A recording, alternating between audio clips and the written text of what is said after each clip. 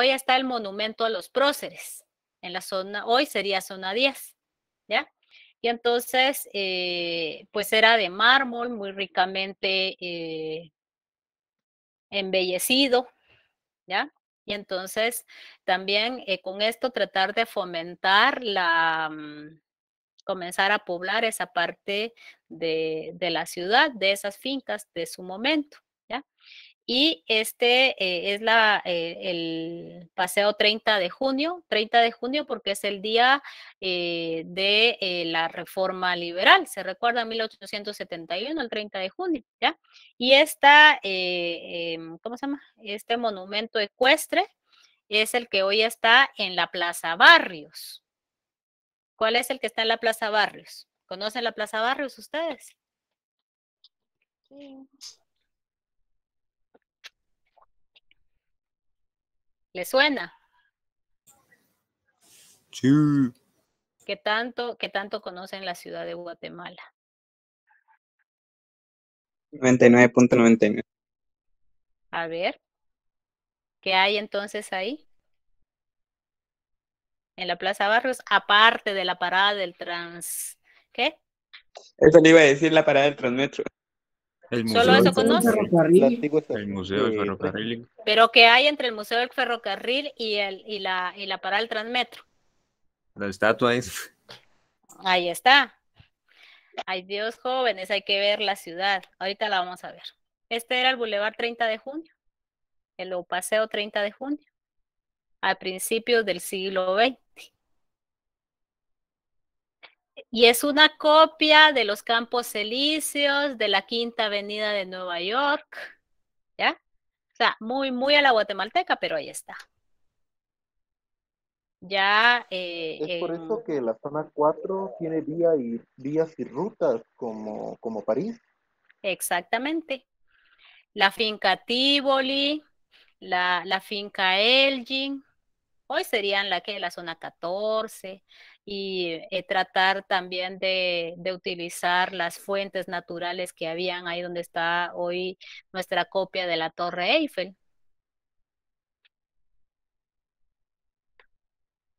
Todo esto es parte del plan del afrancesamiento de la ciudad, solo que esto lo compraron de la exposición internacional que se había realizado en Italia, de donde sacó la idea para hacer la exposición centroamericana de 1897. Y este es el famoso monumento a la reforma liberal o a Miguel García Granados. ¿Este ve?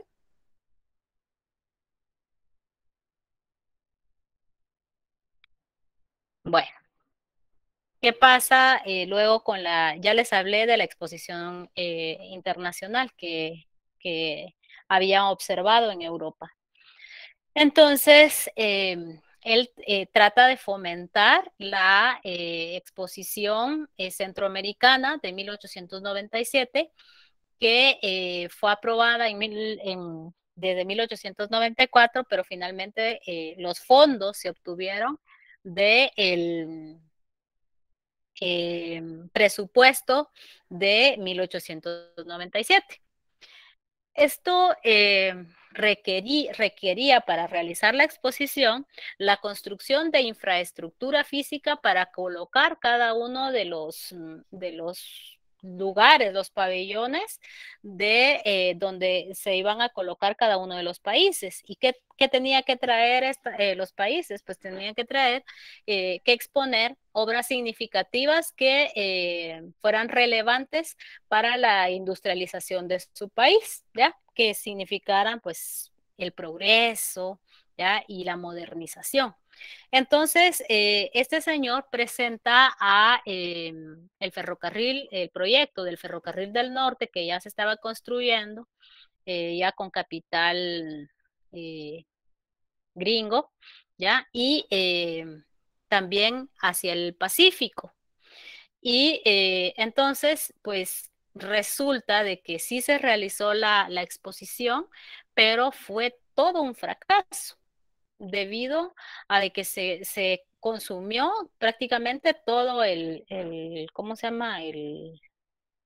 Em, el presupuesto, no dejando nada de fondos para el funcionamiento del Estado, además de que trató de imponerse un impuesto a los cafetaleros, y sabemos que estas clases desde ahí ya estaban renuentes a pagar impuestos. Entonces hay una de las mayores crisis fue el levantamiento de Quetzaltenango de 1897, ¿ya? En Quetzaltenango se le conoce como la Revolución de Occidente, ¿ya? Y por eso en la entrada de cuando ustedes van de la capital hacia Quetzaltenango hay un gran arco, ¿ya? Que es una réplica del de 1897.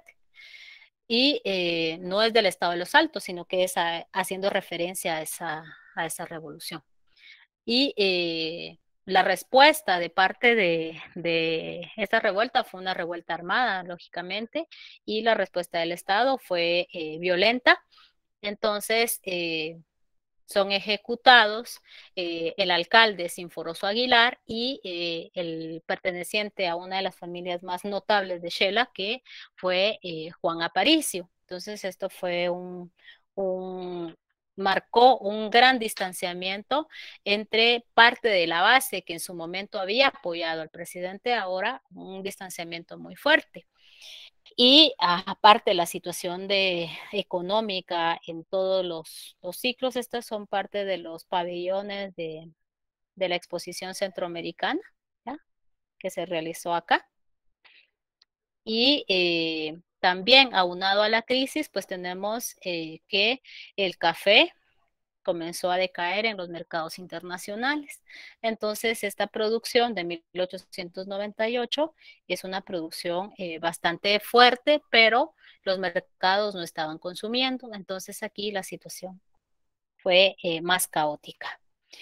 Esto provoca pues la agudización de la crisis, la eterna crisis, ¿ya? Entonces, la población también sujeta a las leyes anteriores, o sea, se seguía manteniendo la estructura en su esencia, y se gastaron totalmente los recursos de la educación y del ejército.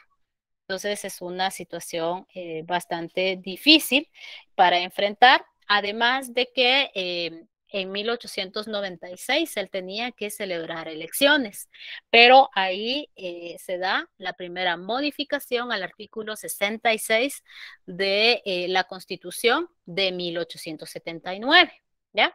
¿Y por qué la realiza? Pues con el fin de reelegirse. Y entonces, para 1896, la Asamblea Legislativa estaba muy a su favor y efectivamente se realizó la reelección. Pero dentro de los círculos de poder se estaba ya colando, formado en Quetzaltenango, una persona muy cultivada, porque lo califican como inteligente, ¿ya? Logró graduarse de abogado en Quetzaltenango y luego se traslada a la ciudad de Guatemala y trata de inmiscuirse dentro de los grupos cercanos a Reina Barrios, y efectivamente lo logra realizar, tanto que logra escalar dentro de esa estructura y ser un funcionario, pero fue conocido por ser muy desconfiado, bastante déspota, ¿ya? Ya de ahí ya se perfilaba como eso. Y entonces se las ingenió para, primero, todas las situaciones de la muerte de este señor, de José María Reina Barrios, tiende a indicar que el autor intelectual del asesinato de Reina Barrios fue Manuel Estrada Cabrera, ¿ya? Y él se las ingenia para presentarse como el primer designado a la presidencia. Les dije que le pusieran atención a la figura del primer designado.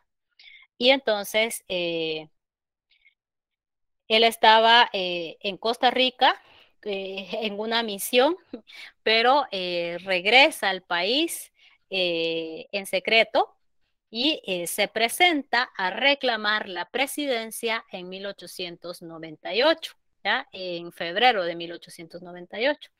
Luego hay un repunte del auge cafetalero y aquí tenemos esto. Miren, esto es lo que les decía. Y tenemos a Barrios en todos lados. está aquí, está en esta avenida Reforma y nuestra copia de la Torre Eiffel que en 1935 el ahijado de Barrios la manda a levantar. ¿Ya? Entonces, para que miremos. Bueno, lo dejo ahí. ¿Alguna duda hasta el momento?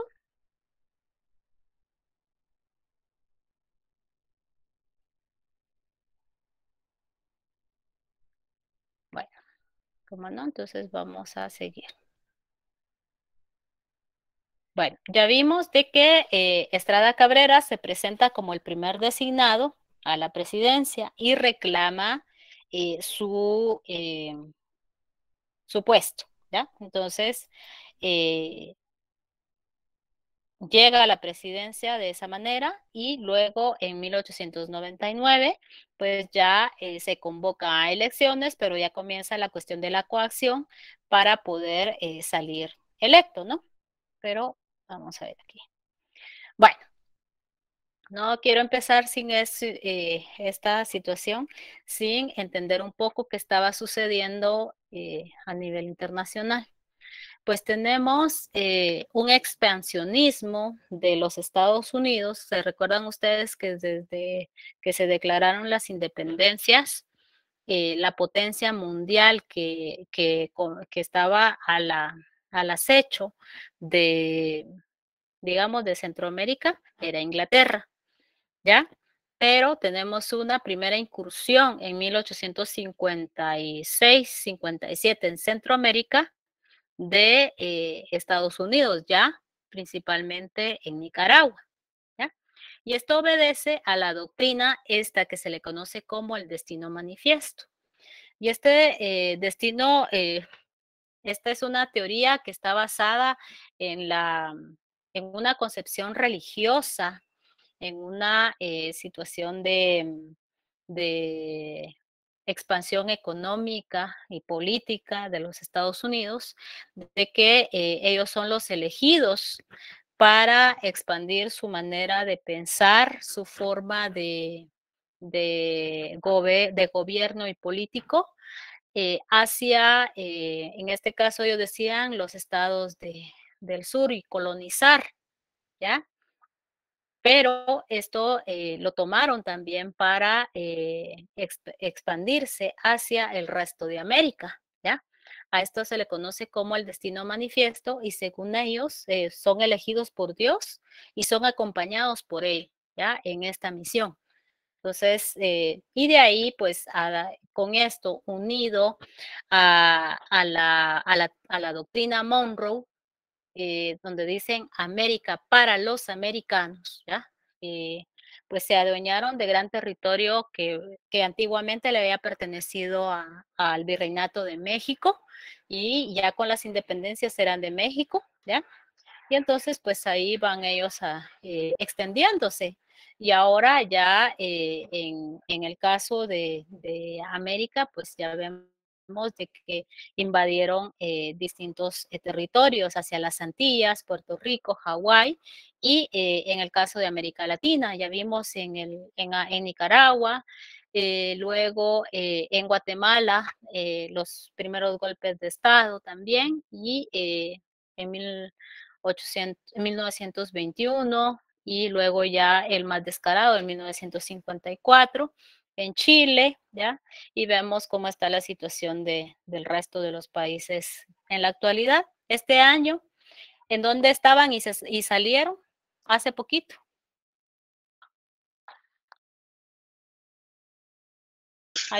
Afganistán. Exactamente. Para que veamos.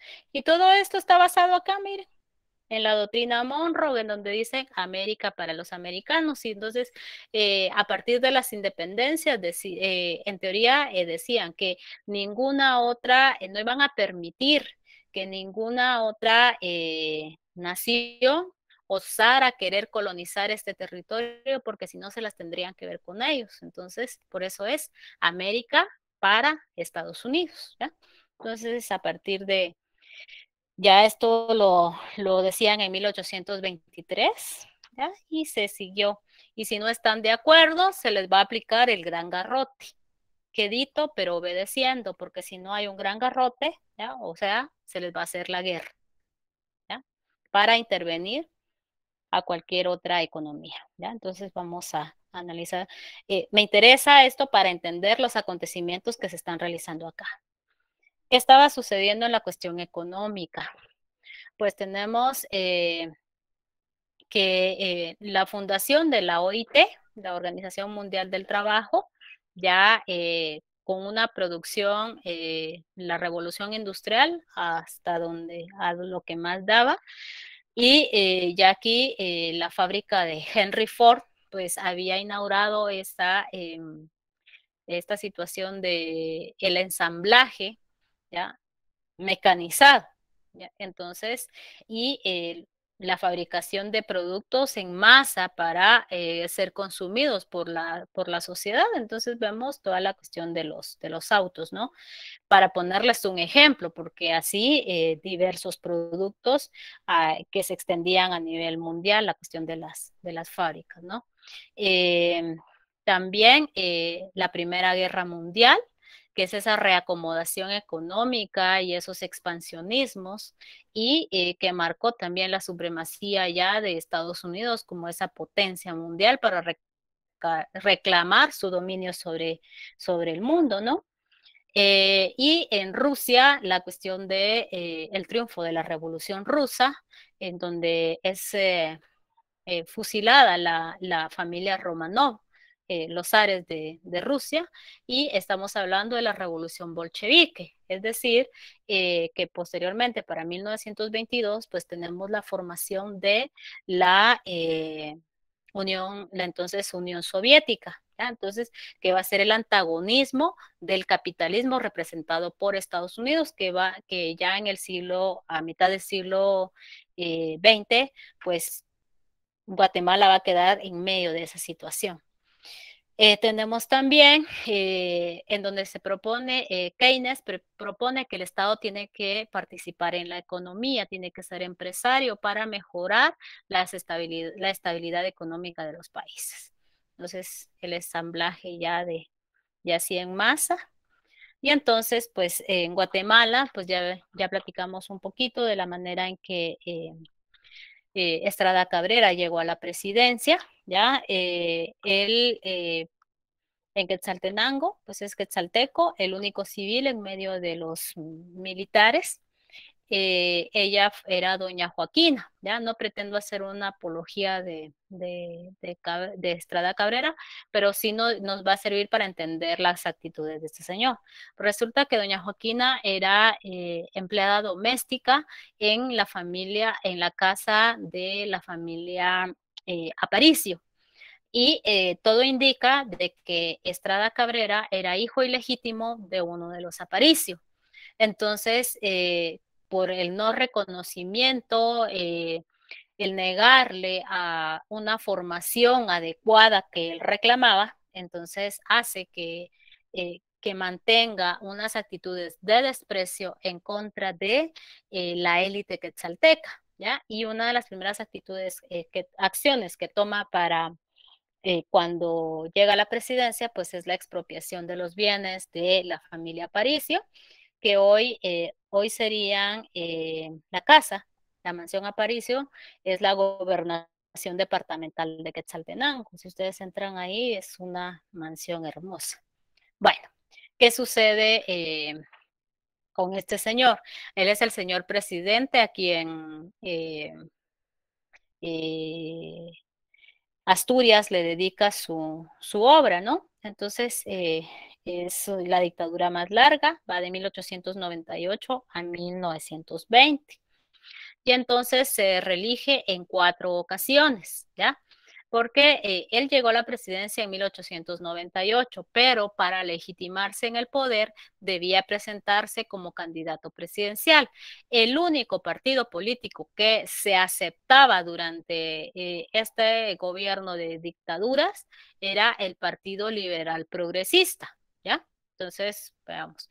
Entonces, y siempre modificando el artículo 66 de la Constitución, ¿ya? Entonces, tenemos en 1904, en 1911, en 1917, ¿ya?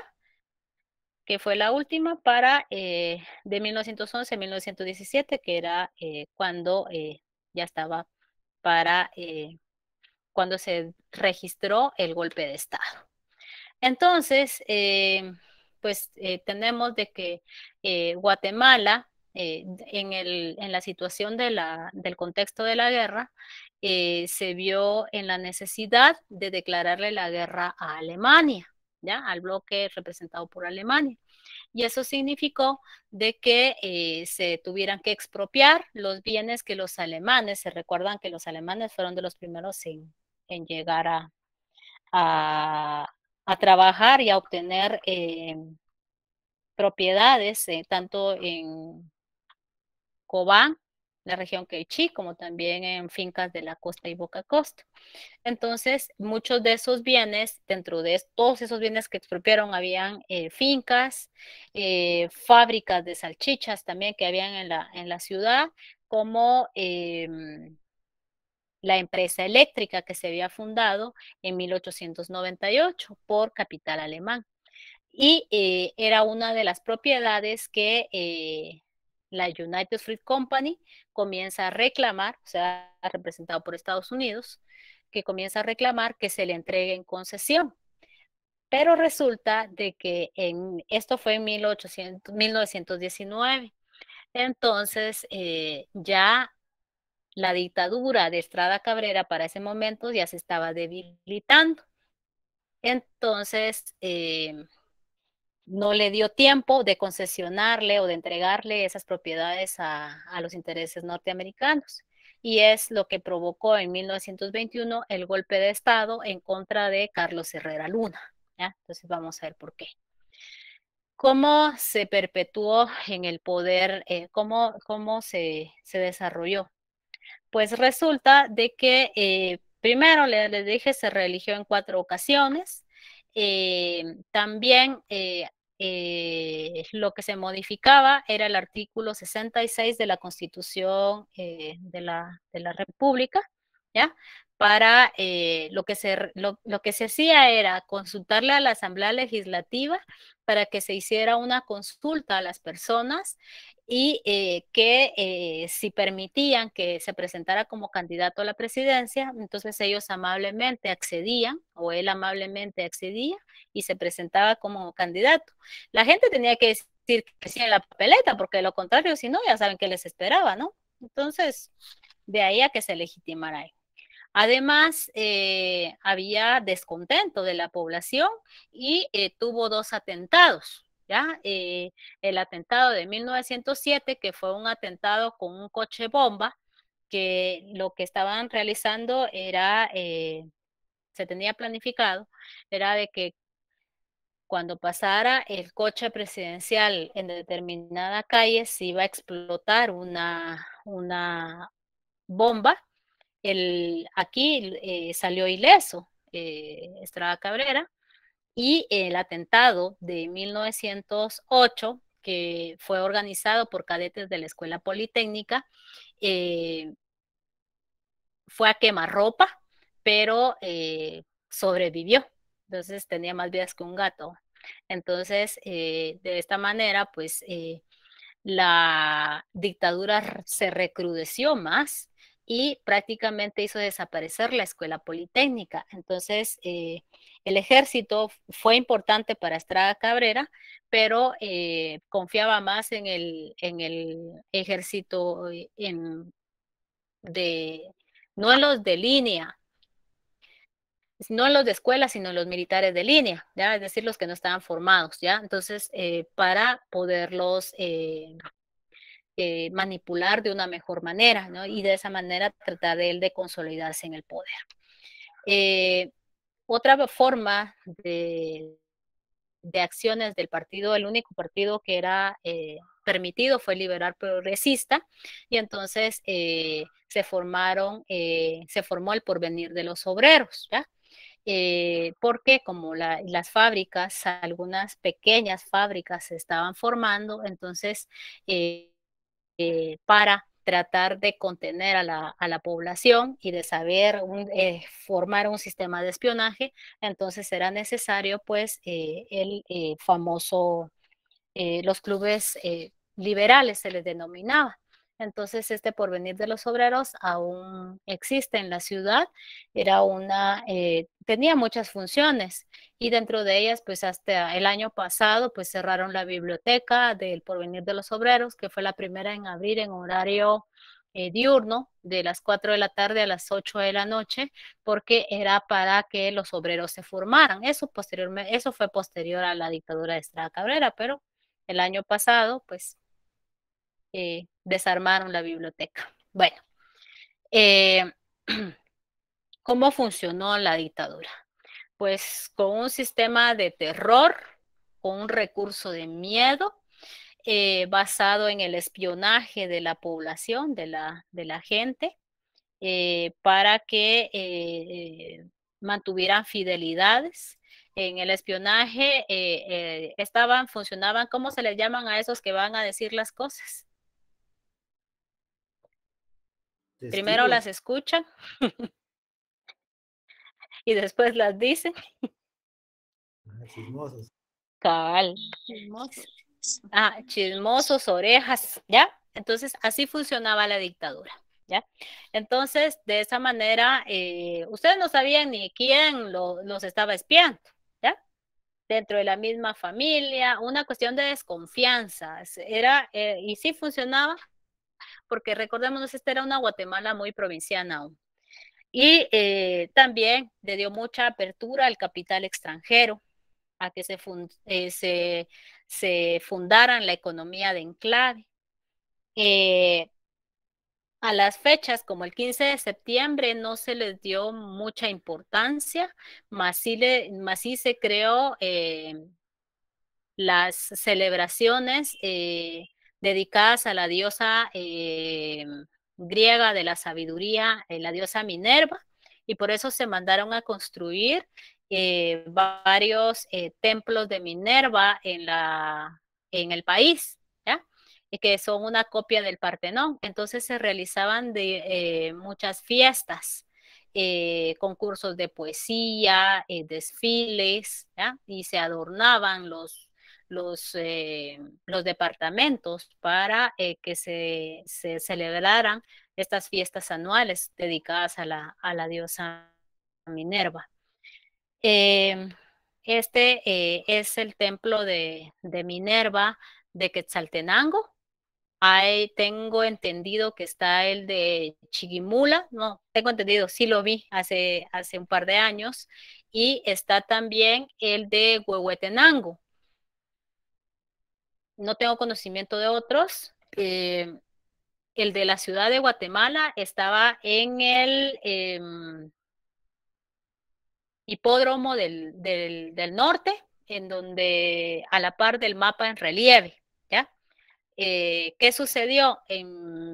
Pues estaba bastante dañado ya para los años 50 y fue dinamitado. En su lugar construyeron el diamante de béisbol, el Trapo Torrevierte, que hay en el hipódromo. Entonces, si a sus adversarios políticos o estaban en prisión o estaban muertos o estaban en el exilio, ¿ya? Entonces, había ¿cómo se llama? Una persecución sistemática. Como les decía, el único partido que estaba autorizado a participar en elecciones era el Liberal Progresista, que ni de liberal no tenía nada, sino que la política giraba en torno a perpetuarse en el poder. Eran las acciones que tomaba, ¿no? Controló los tres poderes del Estado. El Ejecutivo, pues él nombraba a sus ministros, pero sus ministros no tenían ninguna independencia.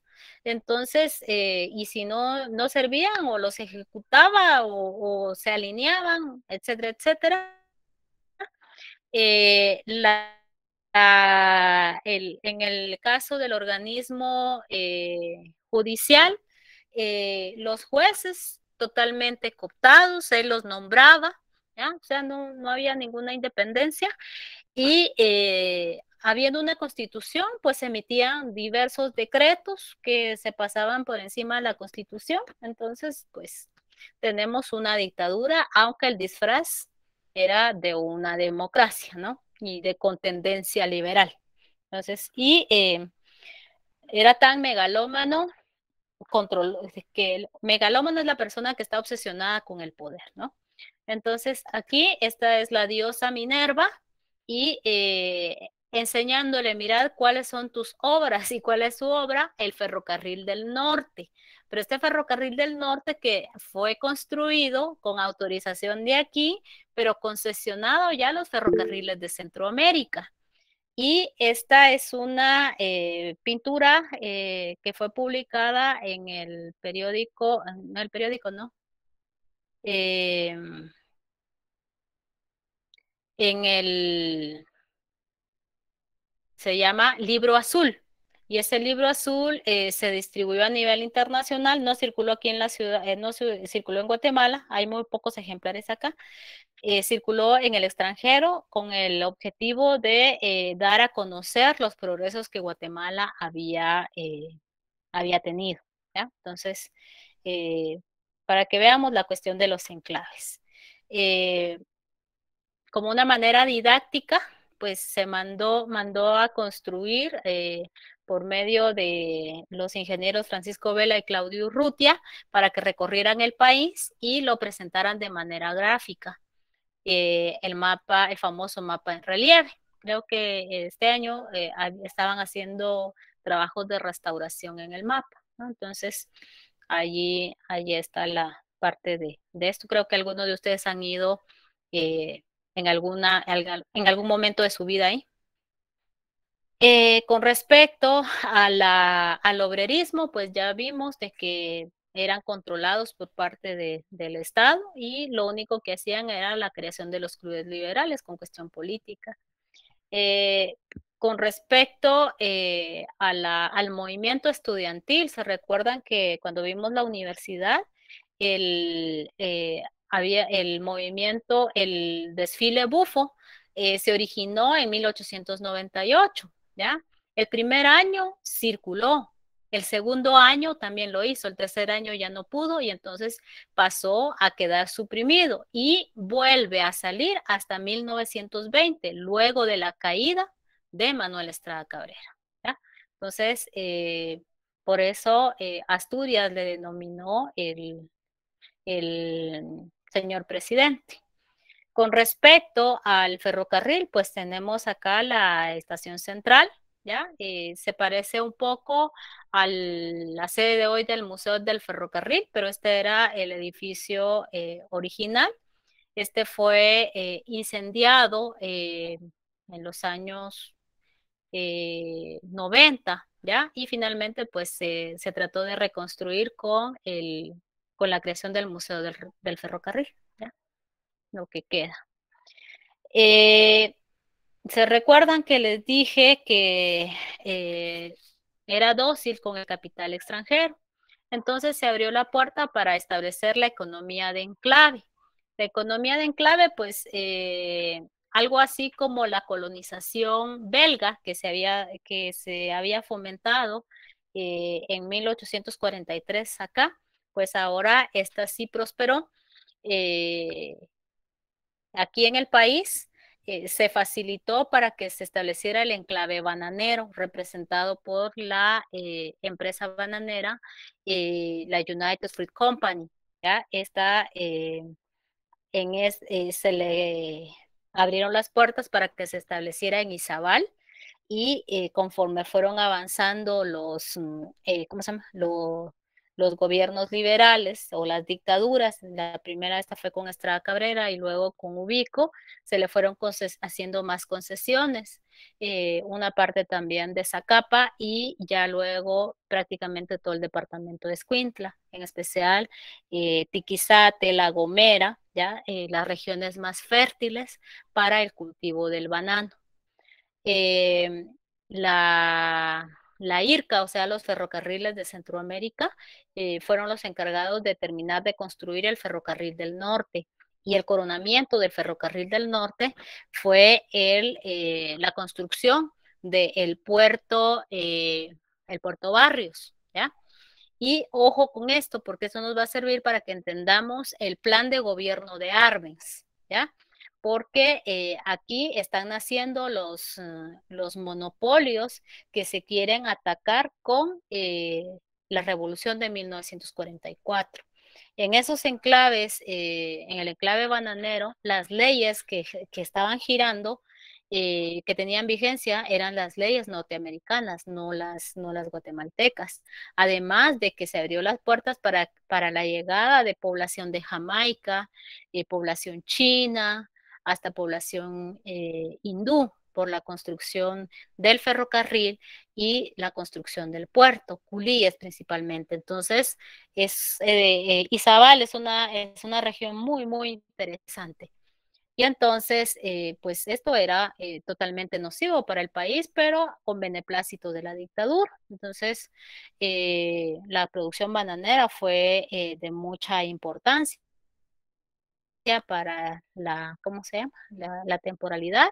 Y esta empresa no solamente monopolizó el banano, sino que también el transporte, el uso de las aduanas, el uso también de las bodegas, los precios para transporte de productos. O sea, una situación muy agobiante. Además de los barcos con su gran famosa flota blanca. Entonces, aquí tenemos el famoso puerto. Por eso Arbenz trata de fomentar la construcción del puerto de Santo Tomás y el proyecto de la carretera al Atlántico para hacerla, o sea, si es liberal, es libre competencia, pues entonces que la gente tuviera la capacidad de elegir, ¿no? A esta empresa se le conoce como el Gran Pulpo, tenía presencia en prácticamente toda América, República Dominicana, Costa Rica, Guatemala, también una parte de Colombia, Brasil, ¿ya? Entonces, y su producción bananera. Y entonces ustedes dicen, ¿y para qué tanto banano? Pues resulta de que el banano era demandado en los mercados internacionales, principalmente en los países donde hay climas extremos, ¿ya? Además de que se acompañó de una extensa campaña publicitaria para fomentar la necesidad del consumo del banano a nivel internacional. Y este es un anuncio de los barcos, ¿ya? Ahí les tengo ejemplos de cómo se anunciaba aquí.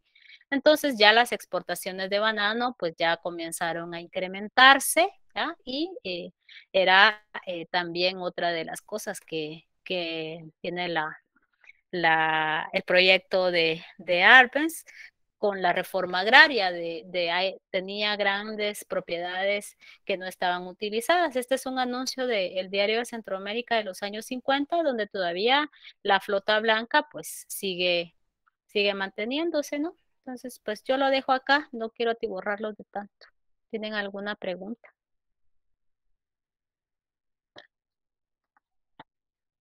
¿O ya están cansados? Bueno, entonces lo dejamos ahí, pues, jóvenes, y nos vemos el próximo día de clases. Y que tengan feliz noche y descansen. Feliz noche, licenciada. Feliz noche. Por cierto, ya tienen las notificaciones ahí y estudien, por favor, jóvenes. Gracias, Complementen licenciada. sus lecturas. Está bien, Lick, gracias. Bueno, Licenciada. buenas noches.